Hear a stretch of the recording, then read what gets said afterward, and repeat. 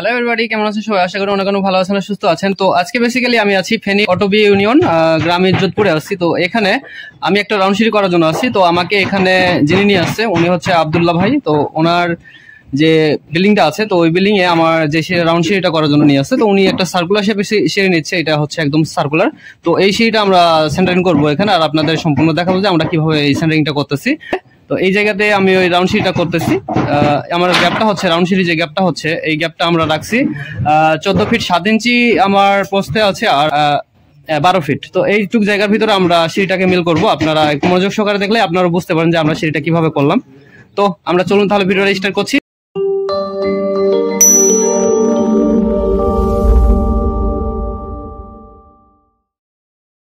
So viewers, এখানে আমার মামাকে আমি নিয়ে আসছি কাজে। তো লোকজন হয়তো আরেক জায়গাতে কাজে পাঠাইছি, তার জন্য আমার মামাটাকে নিয়ে আসতে হইলো। মামা একটু বাড়িতে ফ্রি বসেছিল, তার জন্য আমরা নিয়ে আসছি। মামার সাথে কাজ করবো এই জায়গাতে। মামা ভাগনা দেখি কতদূর কাজটা কেমন করে করতে পারি। তো এই হচ্ছে আমার সিঁড়ি গ্যাপটা, এই গ্যাপে আমি সিঁড়ি করব। তো আমাদের এখান থেকে এই পাশটা আছে হচ্ছে আপনার 14 ফিট 7 ইঞ্চি, আর ওখান থেকে এই পাশটা হচ্ছে 12 ফিট 2 ইঞ্চি। তো এই গ্যাপের মধ্যে সিঁড়িটা স্টার্ট করব। তো আমরা এখান থেকে 1 ফিট ছেড়ে দিয়ে তারপর আমরা স্টার্টিংটা শুরু করব। তো আপ ওখান থেকে শুরু করবো। মামা কাঠগুলো এখন জোগাড় করে নিচ্ছে, আমরা স্লোপিং এর কাঠগুলো কেটে নিব। সেন্টারিংটা করার জন্য আমাকে সুতা টানতে হবে। তো সেন্টারিং বাইর করছি আমি, সেন্টারিং বাইর করার পরে এখন সুতাটা টেনে নিচ্ছি। যেটা দেখতে পাচ্ছেন ওই যে সুতা দেখা যাচ্ছে।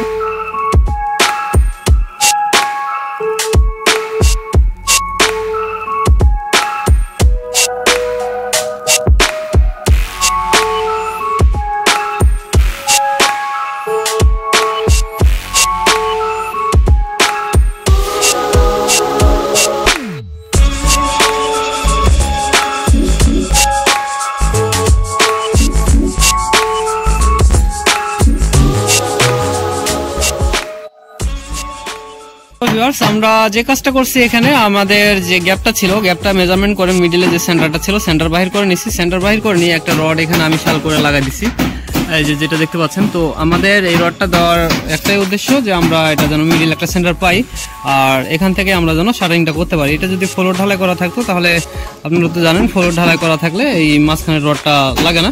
তো আমি এখান থেকে স্টার্টিং লাইন শুরু করতেছি। তো এখানে একটু প্রসেসিং করতে হবে আমাকে, তো সেটা করে নিচ্ছি, ঠিক আছে।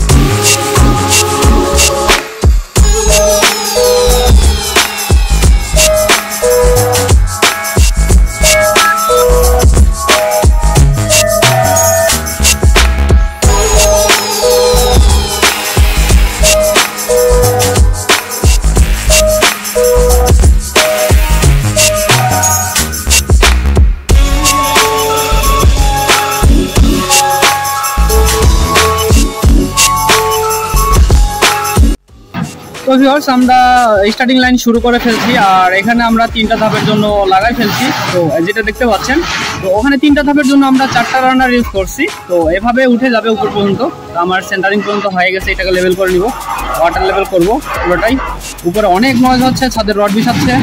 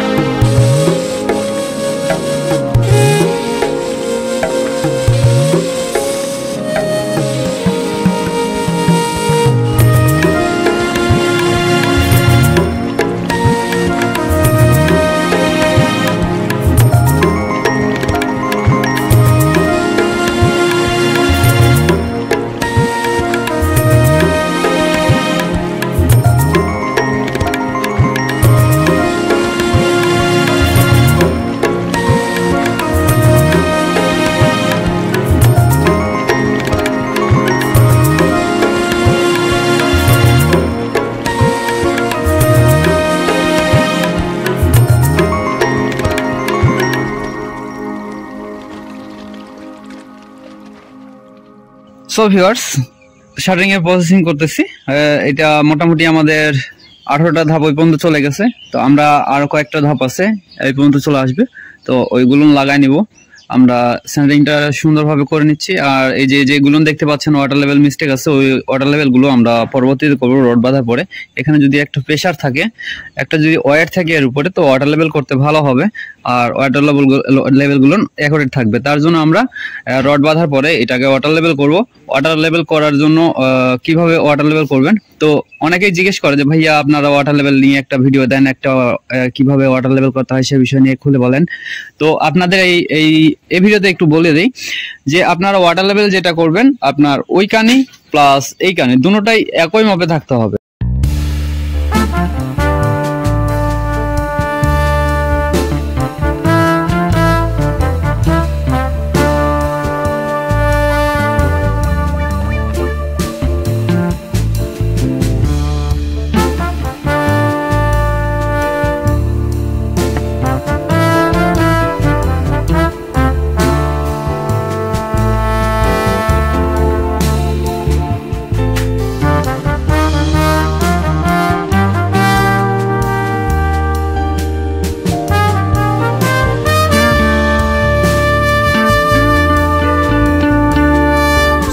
অবশেষে আমি সেন্টারিং করাটা শেষ করছি। তো ল্যান্ডিংটা আছে বাকি, ওরা করে দেবে ল্যান্ডিংটা। ওনারা করে দিলে আমি এখানে এইটাকে ছাউনি করে দেবো, টোটাল সিঁড়িটাকে ছাউনি করে দেবো।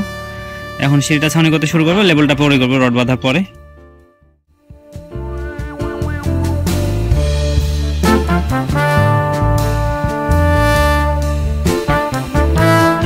তাহলে আমরা এখন এটা এই ছাউনিটা করে দেবো, টোটাল ছাউনিটা করে দিয়ে সুন্দরভাবে ছাউনি করে নিব। ছাউনি করার পরে আমরা এটাকে রড বাঁধবো।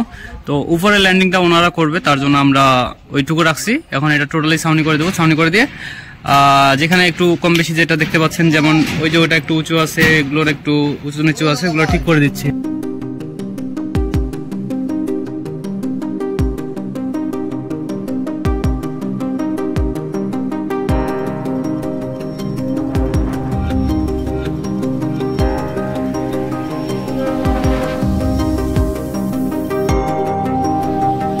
আমাদের এখন ছাউনি শুরু করছি, ওখান থেকে ধরে আমি টোটালি ছাউনিটা করে দেবো।